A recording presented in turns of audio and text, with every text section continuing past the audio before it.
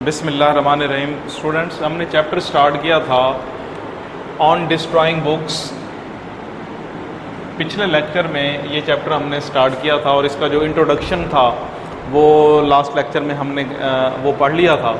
उसके बाद अब और इसका फर्स्ट पैराग्राफ भी, तो अब जो टेक्स्ट का सेकंड पैराग्राफ है आज हमने वहाँ से शुरू करना है। टेक्स्ट बुक के सेकंड पैराग्राफ से, destruction not merely makes more room for new book but saves oneself hears to trouble of sorting out। sort out होता है बेटे छानना, रबिश कूड़ा, स्टोरिंग इट महफूज करना। कि किताबों की जो तल्फी है वो ना सिर्फ नई किताबों के लिए जगह बनाती है, नई किताबों के लिए जगह महफूज करती है, बल्कि किसी भी आदमी को किताबों की छांटी करने में, उनको ख़त्म करने में, उनको महफूज करने में भी इससे मदद मिलती है। But it is not always easy to destroy books. लेकिन किताबों को तलफ करना कभी भी आसान नहीं होता। They may not have as many lives as a cat but they certainly die hard. किताबों की ज़िंदगी इतनी ही नहीं होती जितनी कि एक बिल्ली की, लेकिन इन्हें बिल आखिर डाई हार्ड, इन्हें बिल आखिर मौत मरना होता है। एंड इट इज़, ये कॉमा था बेटे, फुल स्टॉप नहीं था। And it is sometimes difficult to find a scaffold for them. और कभी कभार तो इन किताबों के लिए फांसी का फंदा ढूंढना भी मुश्किल हो जाता है। स्कैफोल्ड फांसी का फंदा, फांसी पे लटकाने के लिए जो फंदा यूज़ किया जाता है, फांसी का फंदा, स्कैफोल्ड। दोबारा सुन लें। They may not have as many lives as a cat but they certainly die hard and it is sometimes difficult to find a scaffold for them. इन किताबों की ज़िंदगी बिल्लियों की तरह ही नहीं होती, बल्कि कभी कभार ऐसे इनको बिलाखिर ख़त्म होना होता है, मरना होता है। और कभी कभार तो इन किताबों को ख़त्म करने के लिए फांसी का फंदा ढूंढना भी मुश्किल हो जाता है। This difficulty once brought me almost within a shadow of rope. Shadow of rope, फांसी का फंदा। यही डिफ़िकल्टी, यही मुश्किल, यानी किताबों की जो तल्फी का काम होता है, यही मुश्किल एक दफ़ा मुझे फांसी के फंदे तक तकरीबन लेके चली गई। यानी मैं बिल्कुल एक मुसीबत में फंस चुका था। कौन सा काम? किताबों की तल्फी का काम, किताबों को ख़त्म करने का काम।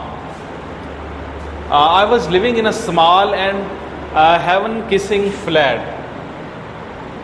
मैं एक छोटे से और अपर फ्लोर के अंदर, अपर स्टोरी पे रहता था। हेवन किसिंग यानी ऊपर बालाई मंजिल जिसे हम कहते हैं।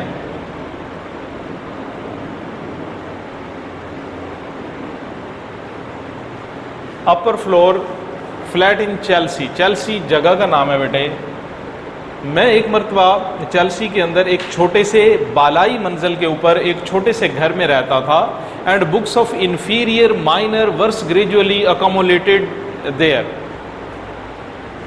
इंफीरियर आम किस्म की किताबें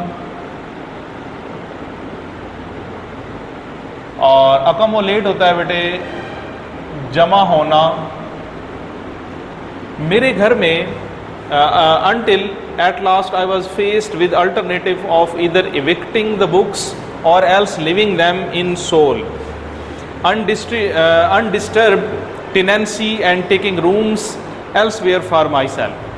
अब मसला ये था, जब किताबें जमा हो गई, और इविक्ट का मतलब होता है बेटे EVI, ये आई है बेटे, इविक्ट जान छुड़ाना, जान छुड़ाना। कि मैं बालाई मंजिल के ऊपर, चेल्सी की जगह का नाम है चेल्सी, में एक ऊपर वाले घर में रहता था, फ्लैट छोटा सा घर। और मेरे घर में आम किस्म की पोइट्री की किताबें जमा हो गई और दूसरी किताबें भी। यहाँ तक कि अब मेरे साथ ये मसला हो गया कि मैं या तो इन किताबों से जान छुड़ा लूँ, alternative of either evicting the books, कि या तो मैं इन किताबों से जान छुड़ा लूँ और else living them in soul, इन्हें तन्हा छोड़ दूँ, अनडिस्टर्ब, बग़ैर मुतासिर किए, बग़ैर परेशान किए, टेनेंसी एंड टेकिंग रूम्स, या ये कि मैं किसी कब्ज़ा छुड़ा लूँ, और या ये कि मैं किसी ऐसी जगह चला जाऊँ, एल्सवेयर फॉर माई सेल्फ, अपने लिए कहीं और जगह ढूंढ लूँ। यानी बात ये है, वो ये कहना चाहता है कि या तो इन किताबों से मैं इविक्ट कर लूँ, जान छुड़ा लूँ, या ये कि अगर किताबों से जान नहीं छुड़ा सकता तो फिर मैं अपने लिए कहीं जगह ढूंढ लूँ, क्योंकि मेरे घर के अंदर किताबें जो है वो वाफिर मिकदार में, वाफिर तादाद के अंदर जमा हो चुकी थी, जिसमें पोइट्री की किताबें भी थीं और भी बुक्स थीं। अब ये मसला पेश आ रहा था कि अब इन किताबों से कैसे जान छुड़ाई जाए। दो ही तरीके थे, या तो इनसे जान छुड़ाई जाए या फिर मैं ख़ुद कहीं और चला जाऊँ। Now no one would have bought these books. अब इस किस्म की किताबें कोई ख़रीदता भी नहीं है कि कोई बंदा ख़रीदता हो तो चलो हम उसको दे दें। I therefore had to throw them away और wipe them off the map altogether. Wipe off, सफाया करना,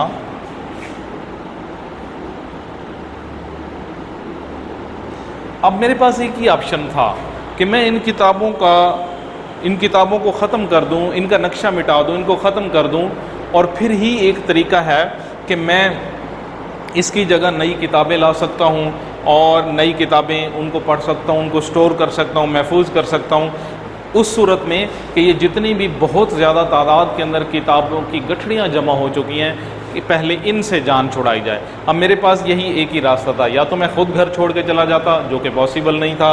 दूसरा ऑप्शन ये था कि मैं किताबों को वहाँ से कहीं ठिकाने लगाने का काम कर दूँ, जो कि समझ में नहीं आ रहा था कि कैसे करूँ। तो लिहाजा मैंने फ़ैसला यही किया कि मैं इन किताबों को जो है वो ख़त्म कर देता हूँ, यहाँ से सफाया कर देता हूँ। अब यहाँ से जो टेक्स्ट है इंशाल्लाह उसको हम आगे कंटिन्यू करेंगे। अब इसके जो इस पैराग्राफ में से जो सिनोनिम्स निकले हैं उनको नोट कर लें।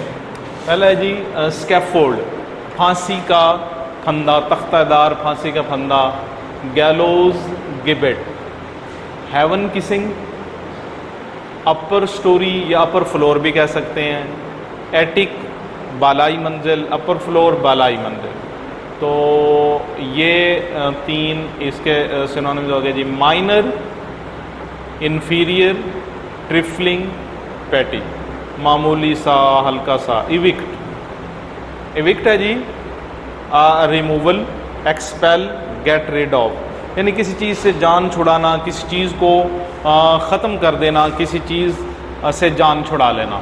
तो आप ये टेक्स्ट के अंदर डिफ़िकल्ट वर्ड्स के जो मीनिंग्स हैं वो साथ साथ लिखने हैं आपने, और अलग से जो इसका दूसरा कॉलम बनाना है वो सिनोनिम्स का साथ साथ आपने बनाना है कि हर पैराग्राफ में से जो जो सिनोनिम्स निकलते आ रहे हैं उनको आप साथ साथ राइट डाउन करते जाएंगे कि जब हमारा चैप्टर ख़त्म हो तो वो सिनोनिम्स की लिस्ट हमारी मुकम्मल हो चुकी हो।